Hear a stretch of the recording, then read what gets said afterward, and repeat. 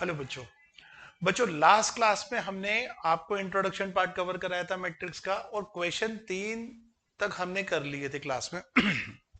आज की क्लास में वहीं से कंटिन्यू कर रहा हूं क्वेश्चन नंबर 4 से। ठीक है, थोड़ा सा ध्यान से समझना। क्वेश्चन इंपॉर्टेंट है, लेकिन कई बार ना इस क्वेश्चन में बच्चों को कैलकुलेशन में बड़ी समस्या आती है, तो थोड़ा कैलकुलेशन पर ध्यान देना। अदरवाइज बहुत इंपॉर्टेंट, बहुत इजी क्वेश्चन है। तो क्वेश्चन नंबर 4 क्या कह रहा है? Construct 2 into 2 matrix. मैंने पूरा क्वेश्चन नहीं लिखा है, आधा ही लिखा है, मैं बता देता हूं। कंस्ट्रक्ट 2 into 2 मैट्रिक्स, इसका फर्स्ट पार्ट है ए आई जे आई प्लस जे का स्क्वायर अपॉन 2। थर्ड पार्ट है ए आई जे आई प्लस 2 जे का स्क्वायर अपॉन 2। सेकेंड पार्ट मैं आपसे बोलूंगा, एक होमवर्क दूंगा, जरूर करना, अपने आप से ट्राई भी करना, सो दैट क्लियर हो जाए आपको भी। अगर नहीं समझ में आता तो कमेंट बॉक्स के अंदर ड्रॉप कर देना, क्वेश्चन नंबर 2 सर नहीं हुआ, मैं यहां पर दूसरी वीडियो क्लास में बना के दे दूंगा। चलो आओ 2 into 2 मैट्रिक्स की बात करते हैं। तो पहले समझो 2 into 2 मैट्रिक्स होता क्या है। 2 into 2 मैट्रिक्स होता है कि जहां पर नंबर ऑफ रोज और नंबर ऑफ कॉलम्स मेरे इक्वल होते हैं। 2 into 2 जैसे A11, A12, A21 and A22, ये 2 into 2 मैट्रिक्स होता है। मैं पहले बात करता हूं सॉल्यूशन नंबर 1 की। तो हमें इन एलिमेंट्स की वैल्यू निकालनी है। अब एलिमेंट्स की वैल्यू कैसे निकालेंगे, मैंने आपको इंट्रोडक्शन पार्ट में बताया भी था बच्चे। ए आई जे, एक हमें इक्वेशन दी है ए प्लस आई जे का स्क्वायर अपॉन 2, ये कंडीशन है। अब ध्यान से सुनना, मुझे अगर A11 की वैल्यू निकालनी है, तो जहां आई है 1, जहां जे है 1, आई की जगह 1, जे की जगह 1 का स्क्वायर अपॉन 2, ये क्या हो जाएगा 2 का square upon 2, that means 4/2, answer is 2। Similarly A12 की बात करूं, आई की जगह 1, जे की जगह 2 का स्क्वायर अपॉन 2, या 3 का स्क्वायर अपॉन 2, ये हो जाएगा 9/2। ठीक है, अब बात करते हैं A21 की। यहाँ आई की जगह 2, जे की जगह 1 का 1/2 का स्क्वायर, 3 का स्क्वायर अपॉन 2, यहाँ आ जाएगा 9/2। ठीक है, A22, तो आई और जे दोनों की जगह स्क्वायर अपॉन 2, 2 + 2 4 का square upon 2, that mean 16/2, answer आ जाएगा 8। ठीक है, 2 9/2, तो मेरा आंसर है 2 9/2 9/2 और 8। अब लिखेंगे कैसे, मैं यहीं पर ही लिख के दिखा देता हूं, बेशक आप इसके बाद में। A11 की वैल्यू क्या आई थी 2, A12 ये 9/2, A21 9/2 और A22 8। 2 9/2 9/2 और 8, ये मेरी आ गई वैल्यू। ठीक है, आगे मूव करते हैं नेक्स्ट अपने थर्ड पार्ट की तरफ। तो थर्ड पार्ट में क्या कह रहा है, जरा ध्यान से देखना। देखो थर्ड पार्ट में क्या बोल रहा है, A11 का मतलब है, कंडीशन ये दी हुई है आई प्लस 2 जे का स्क्वायर अपॉन 2, तो आई 1 है, 2 इंटू जे भी 1 है, इसका स्क्वायर अपॉन 2, 1 + 2 का स्क्वायर अपॉन 2, 9/2। A22 1 + 2 इंटू 2 का स्क्वायर अपॉन 2, 1 + 4 का स्क्वायर अपॉन 2, 1 + 4 यानी कि 5 का स्क्वायर अपॉन 2, 25/2, 21, 2 + 2 इंटू 1 का स्क्वायर अपॉन 2, 2 + 2 का स्क्वायर अपॉन 2, 2 और 2 4 का स्क्वायर अपॉन 2, 16/2 8। A22 2 + 2 इंटू 2 का स्क्वायर अपॉन 2, 2 + 4 का स्क्वायर अपॉन 2, 6 का स्क्वायर अपॉन 2, यानी कि आ जाएगा 36/2 18। तो अब अगर मैं इसको, मतलब इस पूरी इक्वेशन को अपने मैट्रिसेस में लिखूं, तो ये आ जाएगा 9/2, 25/2, 8 एंड 18। सो 9/2, 25/2, 8 एंड 18, ये मेरा आ जाता है मैट्रिक्स की वैल्यू। तो आओ इसको पहले आप नोट कर लो, मैं नेक्स्ट अब आगे बढ़ते हैं नेक्स्ट क्वेश्चन की तरफ।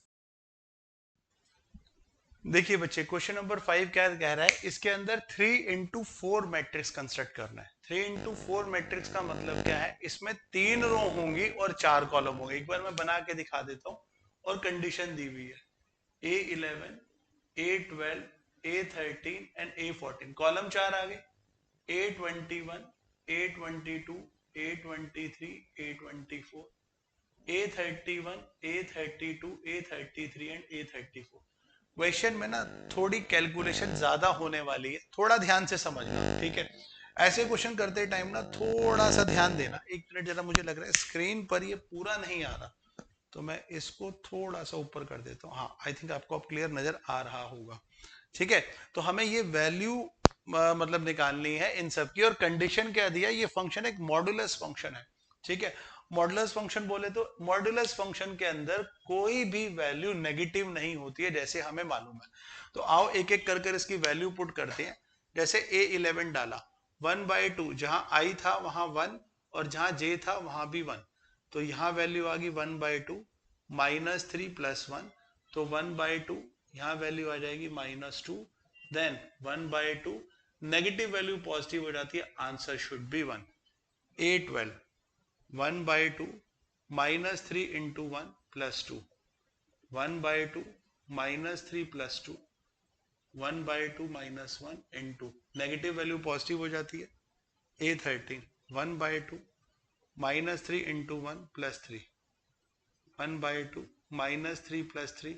अच्छा, ये तो मेरे पास जीरो वैल्यू हो जाएगी, इसको तो हमने जीरो लिख दिया। a20, 21, 1/2 -3 × 2 + 1, 1/2 -6 + 1, 1/2 -5, ये आ जाएगा 5/2। a22, 1/2 -3 × 2 + 2, 1/2 -6 + 2, 1/2 -4, ये आंसर आ जाएगा 2। ध्यान से सुनना, अगर मैं इसको काटूंगा तो 2 1 सा 1, 2 2 सा 4, ये -2 आना चाहिए।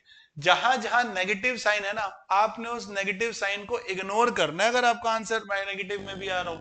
क्यों बच्चे? क्योंकि फंक्शन ना मॉड्यूलस फंक्शन दिया हुआ है। ठीक है, अच्छा यहां पर देख लेना कोई मेरी कैलकुलेशन मिस्टेक ना हुई हो, कैलकुलेशन मिस्टेक होगी तो बता देना। a23, 1/2 -3 × 2 + 3, 1/2 -6 + 3, 1/2 -6 + 3 यानी कि -3 हो जाएगा, ये आ जाएगा 3/2। ठीक है, अब आगे बात करते हैं। a31, 1/2 3 × 3 + 1। ठीक है, ये नेगेटिव का था ना, 3 × 3 + 1, तो ये वैल्यू आ जाएगी 1/2 -9 + 1, 1/2 -8, 2 4 = 8।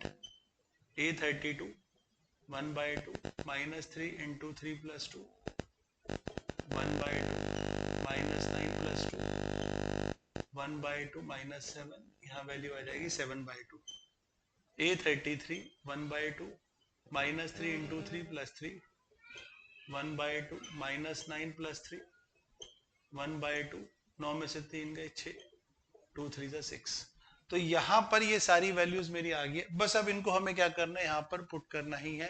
एक बार चेक कर लेते हैं। a11 मेरे पास आया था 1, a12 की वैल्यू थी 1/2, a13 था 0। आई थिंक मैंने a34 की वैल्यू नहीं निकाली है। a14, a24 और a34, इसकी वैल्यू रहेगी है, मैं यहां निकाल देता हूं। 1/2 -3 × 1 + 4, तो ये वैल्यू आ जाएगी 1/2 -3 + 4, यहाँ आ जाएगा 1/2। a24 की वैल्यू भी निकाल लो, 1/2 -3 × 2 + 4, तो ये वैल्यू आ जाएगी 1/2 -6 + 4, तो यहाँ पर यहाँ 2 बचेगा, तो आंसर आ जाएगा 1। a34 भी निकाल लेते हैं, 1/2 -3 × 3 + 4, 1/2 -9 + 4, ये वैल्यू आ जाएगी 5/2। a11, a12, a13, a14 आ जाएगा 1/2।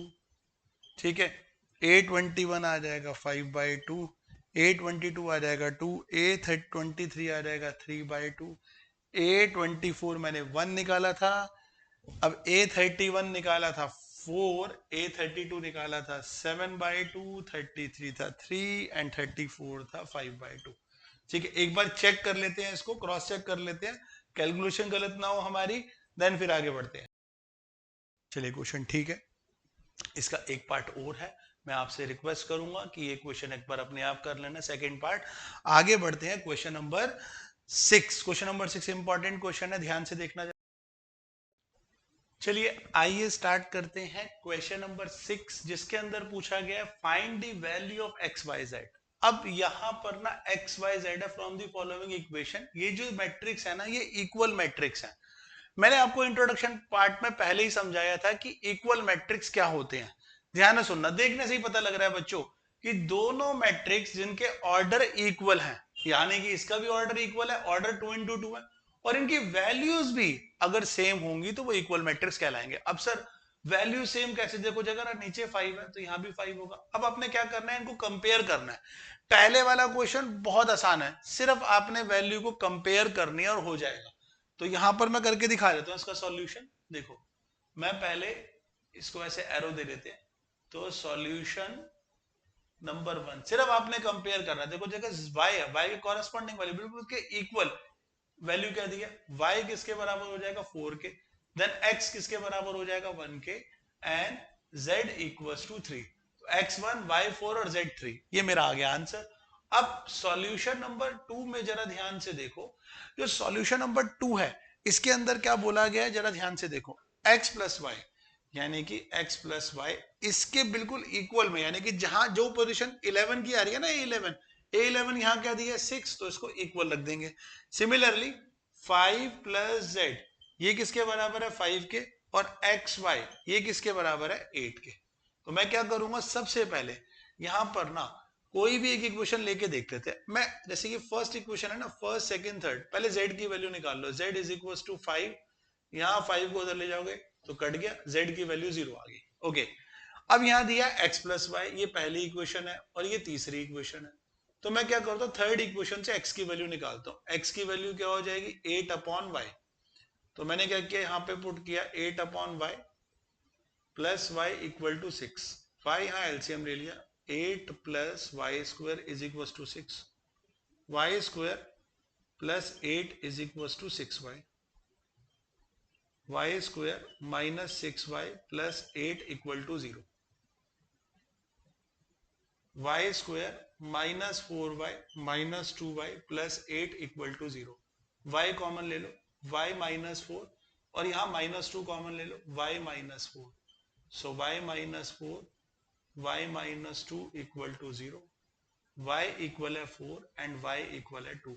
y की दो वैल्यू आ जाएंगी, y2 एंड y इक्वल है 4 के। अब हम क्या करेंगे, x plus Y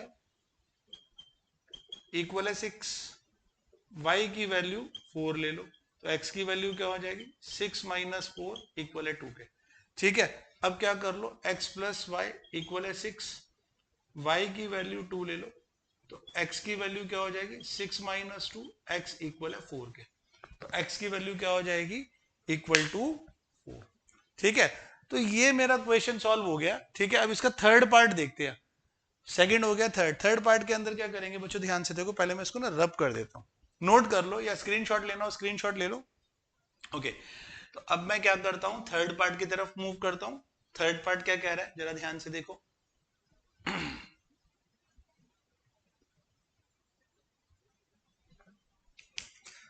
third part says x plus y plus z is equal to 9, x plus z is equal to 5, y plus z is equal to 7। x plus y plus z is equal to 9 ये पहली equation है, x plus z is equal to 5, y plus z is equal to 7 है। अब जरा ध्यान से देखना, यहां पर ये पहली इक्वेशन है, ये मेरी दूसरी इक्वेशन है, और ये मेरी तीसरी इक्वेशन है। अब जरा ध्यान दो, y plus z is equal to 7 है, तो पहली इक्वेशन x, जो y प्लस जेड है इसकी जगह मैं 7 डाल सकता हूँ, is equal to 9, x is equal to 9 minus 7, x की वैल्यू क्या हो जाएगी 2। ठीक है, अब जरा ध्यान दो, x plus z is equal to 5, x की value 2 plus z is equal to 5, z is equal to 5 minus 2, जेड की वैल्यू क्या हो जाएगी 3। अब जरा ध्यान दो, y plus z is equal to 7, अब z क्या है 3, ये 7 आ जाएगा, y is equal to 7 minus 3, y क्या आ जाएगा 4। तो x की वैल्यू 2, y की वैल्यू 4 और z की वैल्यू 3। क्वेश्चन जरा ध्यान से समझना, क्वेश्चन में आपको एक इक्वेशन दी है, इसके equal x plus Z D है 7, y प्लस जेड डी है 7, x प्लस जेड डी है 5 और y प्लस जेड डी है 7। मैंने क्या किया सर, y प्लस जेड जो था 7 था, तो पहली इक्वेशन हमारी क्या बन रही थी x plus y plus z, तो पहले मैं यहां लिख देता हूं x plus y plus z is equal to 9 थी। इस y प्लस जेड में मैंने 7 पुट कर दिया, ये जो इक्वेशन थी इसमें 7 डाल दिया, क्योंकि ऑब्वियस ही बात गिवन है हमारे को इक्वेशन। तो मैंने यहाँ 7 पुट के equal to 9, x is equal to 9, ये 7 मैंने उस तरफ किया तो x की वैल्यू आ गई 2। अब सर x की वैल्यू आ गई तो z निकालना मेरे लिए आसान था। x प्लस जेड ये 5 था तो x की जगह 2 लिखा, यहाँ पर आ गया z की value 3। Then y plus z is equal to 7 था, अब z की वैल्यू 3 थी तो y मेरे पास आ गया। ठीक है, चलिए